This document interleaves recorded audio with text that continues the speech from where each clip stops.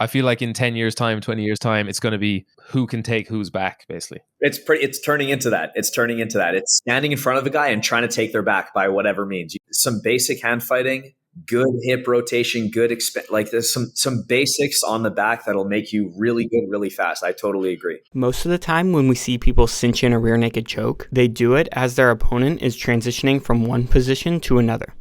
But once we find ourselves settled on our opponent's back, it becomes more difficult to successfully choke them before they eventually escape. Now, a lot of your success in jiu-jitsu is going to come down to your ability to grip fight, and working your way to a successful choke on the back is no different. So in this video, we're going to talk about strategies of grip fighting to control your opponent, to set traps for your opponent, and ultimately trap their arm and work to get a successful rear naked choke.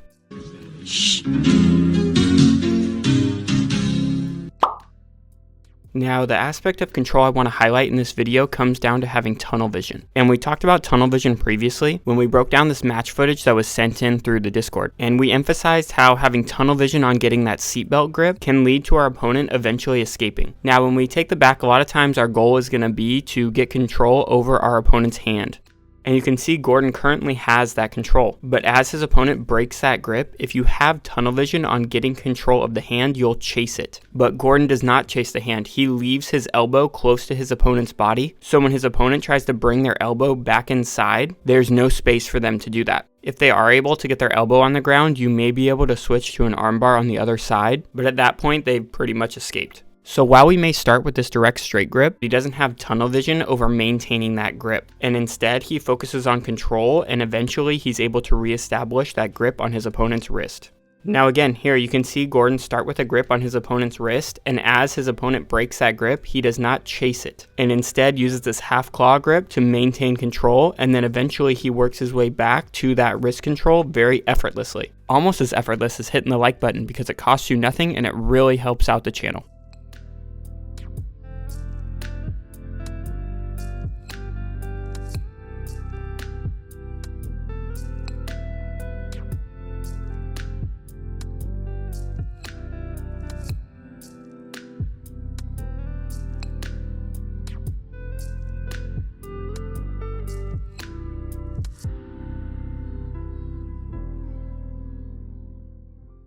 Now, as a general rule, choking from the overhook side is going to be much easier than choking from the underhook side. So if you're on the underhook side, one strategy could be to just take out your underhook and go for a choke with that bottom arm. We have seen this work on Gordon, but we've also seen him try this strategy himself.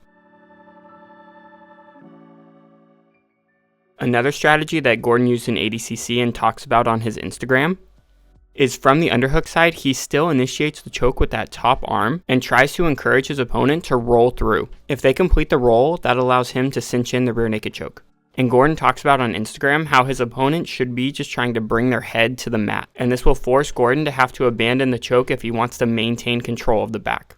But if you are going to roll, you really need to make sure you get control over your opponent's choking arm. Because if you can, your opponent can no longer lock in that rear naked choke. So although this may be a very simple and straightforward strategy, we've seen it work, and Gordon will constantly remind you that it works on high-level athletes. So it could be a little trap that's worth setting because it's pretty low risk and can lead to the end of the match.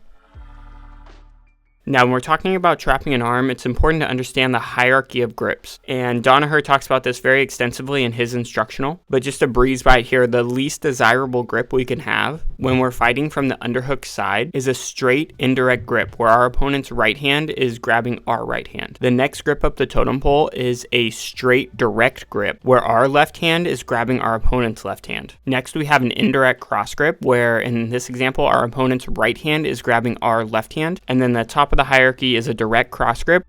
Now, if there's a situation where we find ourselves losing this grip fighting battle, which often means their hands are on top of ours, which means at any point they can decide to let go and use their hands for something else. And if this happens, we can use this opportunity to threaten a choke immediately. But if your partner is just kind of hanging out with a death grip on your choking arm, one of my favorite things to do is use this technique that we call the master key to get them to release their grip. And if you don't know this technique, you should really look into it. I know Gordon covers it briefly in his back instructional, but I couldn't really find any other free sources, but this is one of my favorite things to do.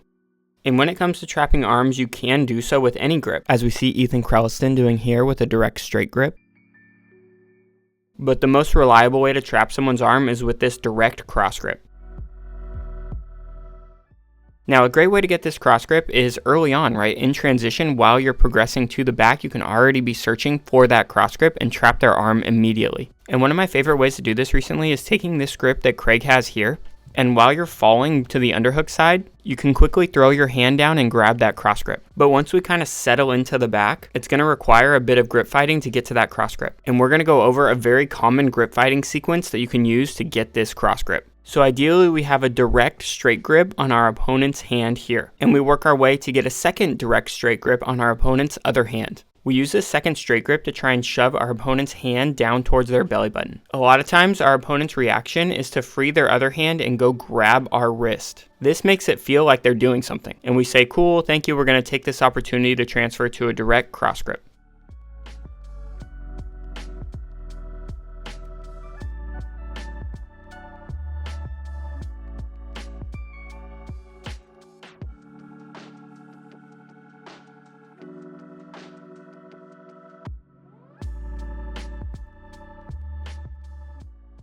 One thing that your opponent can do to try and be a bit annoying is they can use their free hand to try and mess with your leg as you're trying to trap their arm. If this happens, take the opportunity to take a second cross grip on your opponent, leading to a position John refers to as the straitjacket.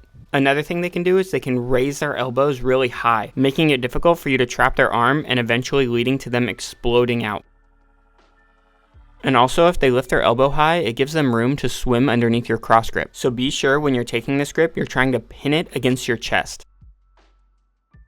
Now, as your opponents get smarter and smarter, they're not just going to sit there as you have a cross grip on their hand. They know you're trying to slide your hand in to take that cross grip, and they're going to use this opportunity to free their hand and then potentially switch sides. Now, again, this is where I really think Gordon shows how good he is, because after Craig did this to him a few times, Gordon says, okay, I know you know this sequence, right? You're not going to let me get this cross grip. So instead, what I'm going to do is I'm going to fake it and kind of bait you to switch sides like you've done so many times before. But this time, I have two direct straight grips. So as you switch sides and expose your neck, it makes for a very easy rear naked choke.